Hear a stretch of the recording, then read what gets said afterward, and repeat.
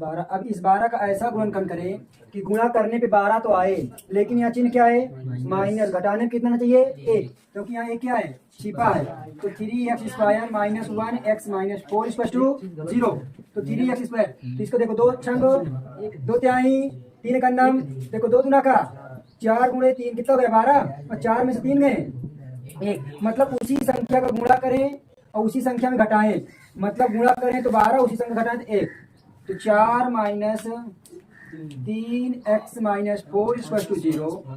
3x² minus 4 minus x का गुणा करेंगे अब 4x, क्या लिखा जा रहा है 4x, फिर क्या करेंगे 3x, इस माइनस के भी अंदर गुणा होगा तो माइनस माइनस क्या 4 बराबर 0। तो 3x² minus 4x plus 3x minus 4 बराबर 0। फैक्टर करेंगे मतलब गुणनखंड करेंगे, गुणनखंड का मतलब अलग करेंगे। तो x क्या कर लेंगे, कॉमन ले लेंगे, तो यहाँ x कॉमन हो जाएगा, तो यहाँ क्या बचेगा 3x माइनस 4 प्लस यहाँ कुछ नहीं कॉमन तो क्या कॉमन होगा 8। तो 3x माइनस 4, दोनों ब्रैकेट मिल रहे हैं तो एक ब्रैकेट को लिख लेंगे, फिर एक ब्रैकेट में जो ब्रैकेट के बाहर वाले हैं 0। तो 3x माइनस 4 बराबर 0, तुलना कर देंगे तो 3x बराबर 4, तो x बराबर 4 अपान में 3, इसको भी तुलना कर देंगे x प्लस 1 बराबर 0, तो x बराबर -1। हमें यही निकालना था, शून्य हो गया। क्वेश्चन एक पेपर पक्का आएगा, इस तरह नहीं आएगा, तुम लोग देखिएगा कैसे नहीं आएगा। एक गोले के वक्र पृष्ठ की माप, तो सबसे पहले गोला क्या है, गोला, गोला मतलब गोले, गोले का वक्र पृष्ठ, माप का मतलब होता है वक्र पृष्ठीय क्षेत्रफल। तो वक्र पृष्ठीय क्षेत्रफल कितना दे दिया 36 पाई सेंटीमीटर स्क्वायर। तो गोले का पृष्ठीय क्षेत्रफल का फार्मूला क्या होता है, गोले का पृष्ठीय क्षेत्रफल किताब में मिल गया, पृष्ठीय क्षेत्रफल बराबर होता है 4 पाई r स्क्वायर। तो देखिए गोले का पृष्ठीय क्षेत्रफल कितना दिया है 36 पाई बराबर 4 पाई r स्क्वायर। हम लोग इसको क्यों अप्लाई कर रहे हैं, क्योंकि गोले का आयतन का फार्मूला क्या होता है 3/4 पाई r क्यूब। देखिए इधर पाई है, इधर जाएगा तो कट जाएगा। अब देखिए 36, इधर 4 गुणे में किस में आएगा बटे में बराबर r स्क्वायर, 4 9 36, तो r स्क्वायर बराबर 9। तो r इधर स्क्वायर में किस में जाएगा रूट में, तो r बराबर कितना आ गया 3। अब हमें क्या निकालना, गोले का आयतन। तो गोले का आयतन का फार्मूला क्या होता है, गोले का आयतन बराबर 4/3 पाई r क्यूब, पाई r क्यूब होता है।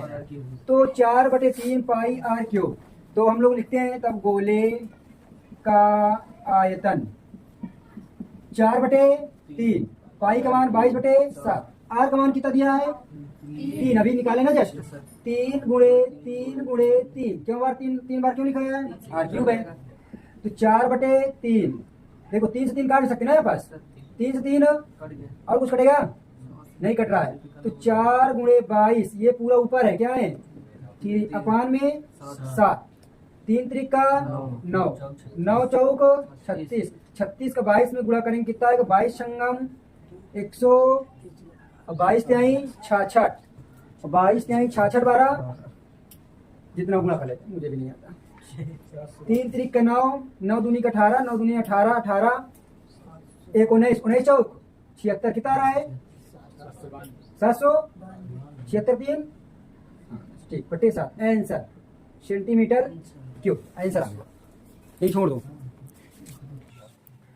बहुत इजी क्वेश्चन है। एक शंकु के आधार की त्रिज्या 3.5 सेंटीमीटर तथा ऊंचाई 12 सेंटीमीटर है।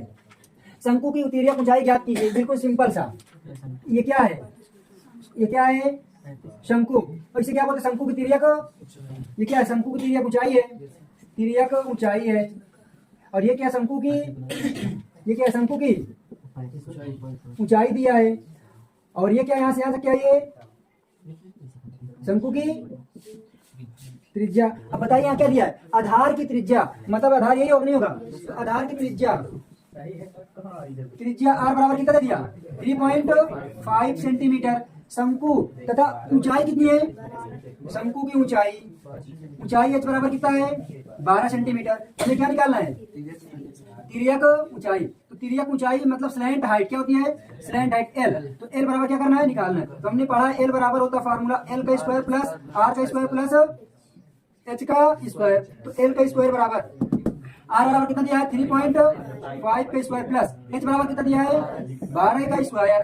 तो तो एल स्क्वायर बराबर 3.5 का स्क्वायर करेंगे। तो कभी भी कोई संख्या का स्क्वायर करना हो तो अगर उसके लास्ट में इकाई पे 5 आए तो इसका ट्रिक होता है इसका वर्ग करो 25, फिर इसका दुगुना करो, मतलब क्या करो, दुगुना 3 गुना का 6, 6 गुना का 12, ये कितना आ जाएगा 12.5। ये ट्रिक तुमको बाद बताऊंगा। स्क्वायर ये इतने का स्क्वायर है 12.25, 35 का स्क्वायर होगा, ठीक है। 12 और हम 144, तो एल का स्क्वायर बराबर स्क्वायर करिए 144 में 12 जोड़ कितना होगा 4 2 6, फिर 4 1 5, 1 पॉइंट कितना है 25। अब इसको देखिए किसके नजदीक ये किसका वर्ग है ये अब एल बराबर ये रूट में कर देंगे इसको 156 2.5।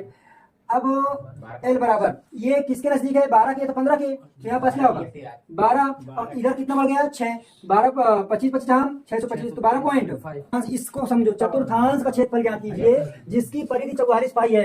तो वृत्त का चतुर्थांश का मतलब है एक भाग ये दूसरा भाग ये, तो इसका क्या निकालना है चतुर्थांश का क्षेत्रफल। तो कौन सा फार्मूला लग जाएगा त्रिज्यखंड। तो चतुर्थांश का कोण हमेशा कितना होता है 90 डिग्री। क्या हमें आर पता है यहाँ पास, अगर आर पता होता तो हम लोग क्या लगा देते वृत्त की त्रिज्यखंड या चतुर्थांश, वृत्त का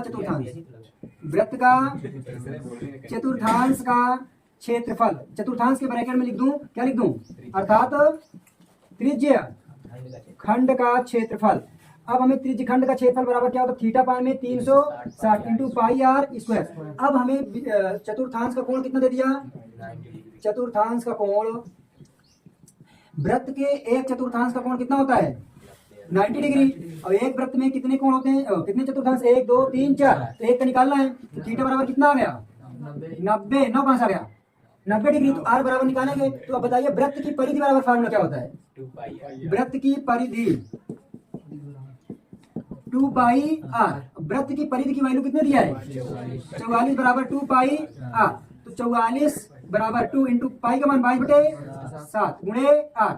अब देखिए ये 2 ये 22 है, इधर 22 इधर किस में जाएगा बटे में, ये 2 इधर किस में जाएगा, तो 22 गुना का 44 से 44 क्या हो जाएगा कट जाएगा, ये 7 बचेगा। आर बराबर कितना आ गया 7।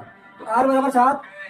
तो थीटा का मान कितना दिया है 90 बटे 360, पाई का मान 22 बटे आर का मान कितना आ गया 7 का स्क्वायर है, इसका कौन बज रहा है 360 22 बटे 7 गुणे 7, 1 7 1 7 0 0 9 चौक, और कुछ बचा देखो 2 गुना का 2 के राम, और कुछ बचा 11 का 7 में गुणा कर दो 11 7 नीचे क्या है 2 सेंटीमीटर आंसर।